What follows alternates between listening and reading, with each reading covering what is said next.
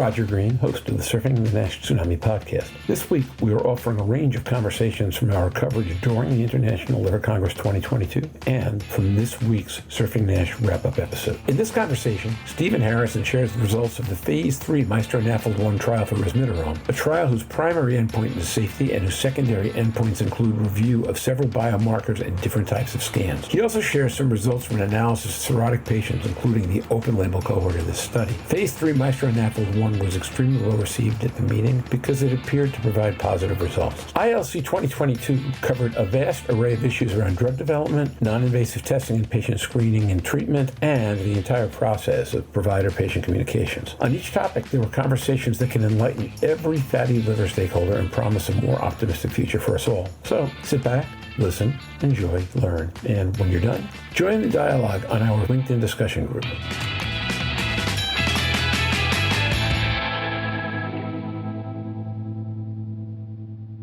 We got a lot of papers to go through. I'd like to invite Stephen to start because, it was interesting at the press conference on Friday where they talked about the major NAFLD papers. They had Stephen there to talk about something he was presenting, and then they had Scott Harris from Altimmune to talk about something else that Stephen was presenting because Stephen, I think the rule is you can't talk about two papers at that conference, right? So since two of them were papers you were presenting, Scott did the other one. I'd like to make sure we have time to cover both of those, although I don't necessarily think we want to go for a second. But why don't we start with Resmetirom, since I think that was probably the biggest story of the conference. Stephen Harrison. Sure. I did 3 oral presentations for Resmetirom, and Jorn did one very elegant presentation that perhaps he would want to talk about on screening the population for the MAESTRO NASH trial and the role of FIB4. But just starting at the top, the late breaker was on one of the Phase 3 trials, what we call the MAESTRO NAFLD-1 trial, which is a double-blind randomized placebo-controlled trial of 80 or 100 milligrams of resmetirom versus placebo. And there was also an open-label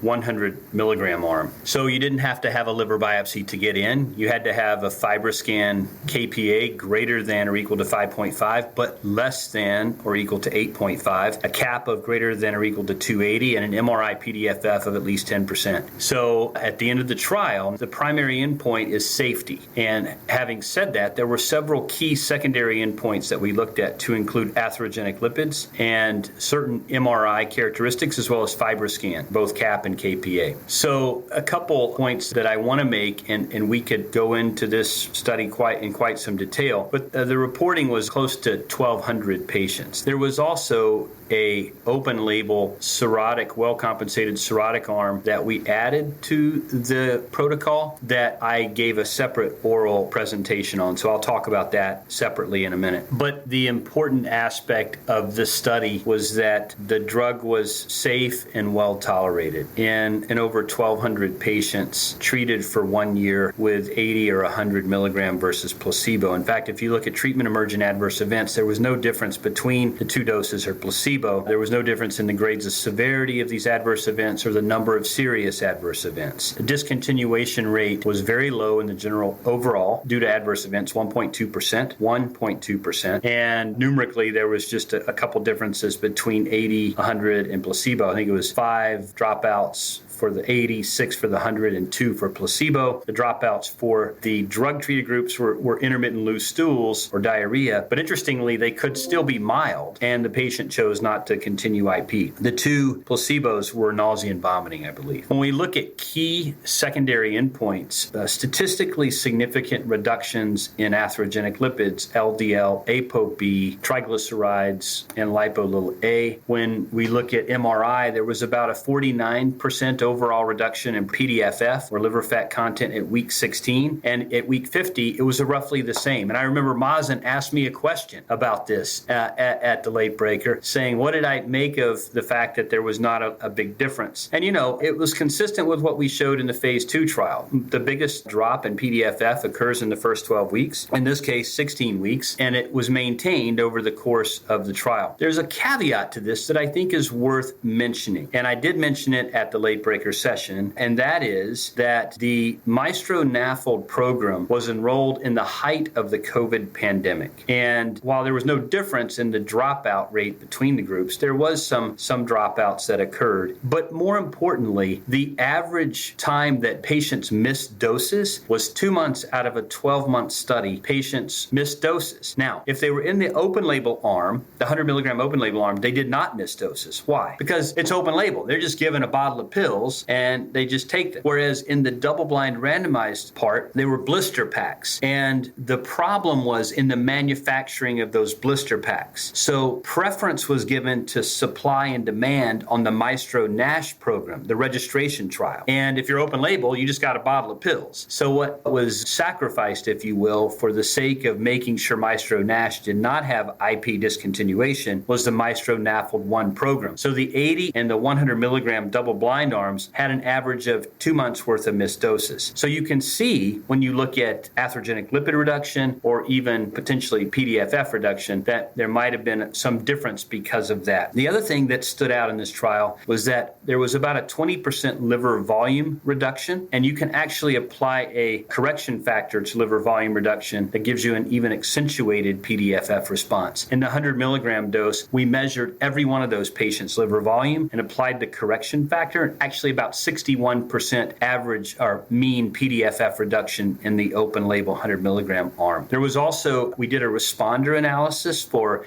MR elastography, but even without a responder analysis, MRE straight up significantly different comparing drug to placebo. The responder analysis set the threshold at 19% for MR elastography because that's the KIBA data showing the coefficient of variance for MR elastography being 19%. So in that particular case, twice as many people, about a quarter, actually had improvement above 19% in MRE compared to placebo, and half less in the drug-treated groups worsened their MR elastography compared to placebo. And there was, for FibroScan, we did 2 ways to cut the responder analysis. We looked at a change of at least 2 kPa, improvement and worsening, and there you see a dose-response relationship that was significant between open label, 100 milligram double-blind, 80 milligram double-blind, and placebo. And also when we did a relative change of 30%, again, thinking what the coefficient of variance is for FibroScan being relatively large, there was a similar dose-response relationship in the FibroScan responder analysis. So ALT, AST, gamma GT all significantly reduced as well. And there were, believe it or not, some stat-sig improvements in systolic and diastolic blood pressure. So all in all, I think the take-home point was there was no bad news from MAESTRO NAFLD-1, and it did meet its primary endpoint with all the key secondary endpoints under hierarchical control having statistical significance as well. That's the late breaker. Quickly moving on to the open label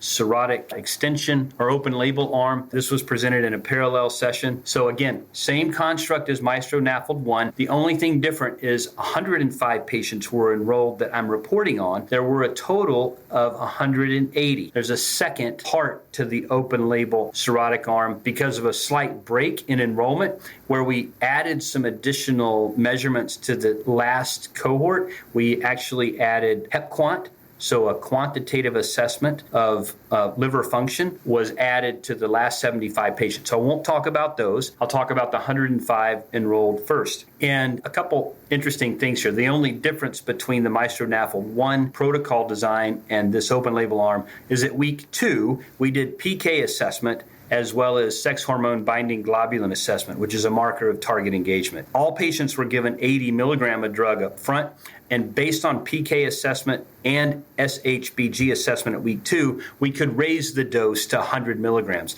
About 15 of the 105 patients did raise the dose to 100 milligrams. So this was a population you would expect to have well-compensated cirrhosis. Mean age was about 63, 64% female, 71% diabetic. AST-ALT ratio around 1 with an ALT of 40 and an AST of 39. Platelet count was 158. MR elastography mean 5.74, FibroScan KPA mean 24, and FIB4 mean 2.9. So all consistent with a well-comp population. Albumin 4.2, again consistent with well-compensated disease. The next slide I showed that I thought was probably one of the most provocative of the entire presentation. We broke the study population, 105 patients, into three different cohorts. Number one, baseline liver fat less than 5%, baseline liver fat greater than 8%, and those in the middle between less than 5 and 8%. And what we found was that as you go from fatty liver to mild fatty liver to no fatty liver,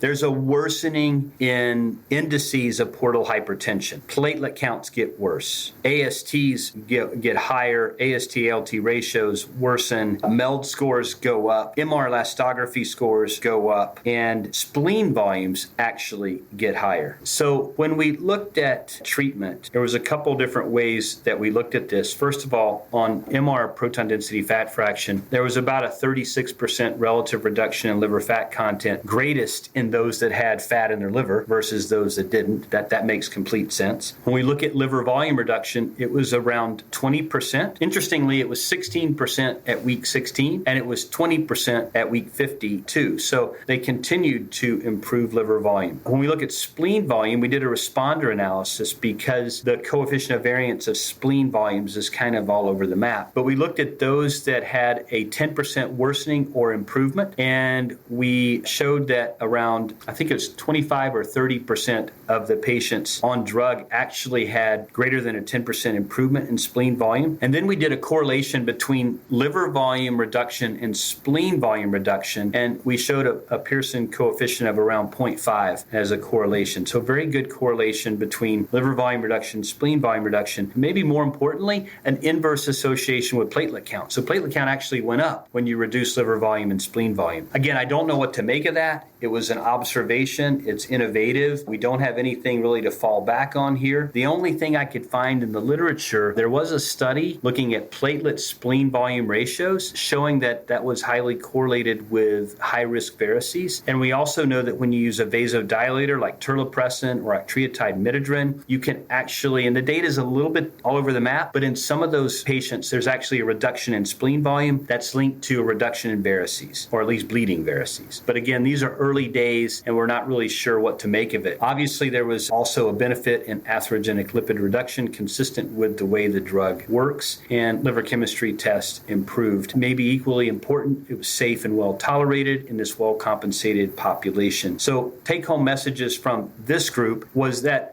in addition to the safety and tolerability, that we were moving non-invasive tests in a way that made us feel like something positive was happening relative to maybe some early portal hypertensive changes. Albeit we didn't do endoscopy, we didn't do HVPG measurements. But I think there's enough data there to inform the new phase 3 trial being launched called MAESTRO Outcomes, which is enrolling over 700 patients looking at an outcome measure in well-compensated Child-Pugh patients.